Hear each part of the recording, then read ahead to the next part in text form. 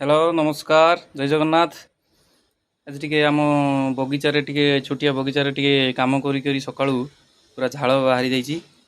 आउ आज टिके से नहीं गलु आम जो मारिश शाग कौन कहती आप सेपटे आमर तो एपटे बालेश्वर पटे कहते मारिश जो यहाँ टिके हम कौन मारिश जो खड़ा खड़े सोरिष पकईकरी आलू टे पकईकरी गोटे हम तरकारीटे आउ आपण मैंने भी टाउन रे जो मैंने भी करिसेंती घर जगह तो कम थाए तथापि टिके टिके एमती जगह रखिथिबे भारी भल भल लगे भी सकाळू उठी करिया काम। आईटा गोटे आमर होइछि गोटे साग एतिक मु लगेइथिली 2-3 थर खिया सरलाणी एवं एटा पुई किछि हेइछि पुई भी साग हेलाणी आ किछि अछि एमती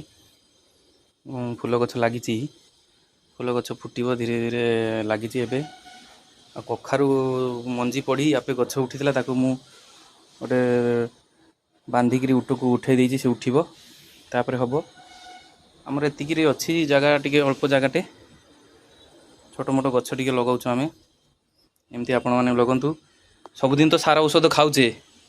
सार औषध आलू शाग जेकोसी बिना सार किसी करूना कम से कम जो दिन सुजोग मिलूँ टी घर जिनस बिना सार औषध और ए सार दौना आदू टोटाली सार दिहनी ए ओनली खाली खत गोबर जो टिके पड़ुची सार दिहनी बिना सारे भी होची किसी असुविधा नहीं। मेन हूँ कौन सार वान्स देदेला माने सार से माटी इमिति हो जाए सार सहित इमिति पूरा से कंटेक्ट हो जाए तापर आ बिना सारे से हम ना तेणु आपण मैंने बगीचार जो लगाऊँ गच टोटाली सार दिंत ना से हम आपे हम टिके डेरी हम किसी दरकार नहीं आम जल्दी कि अति हुष्टपुष्ट मोटा होमती हो किसी दरकार नहीं आराम से हम धीरे धीरे हम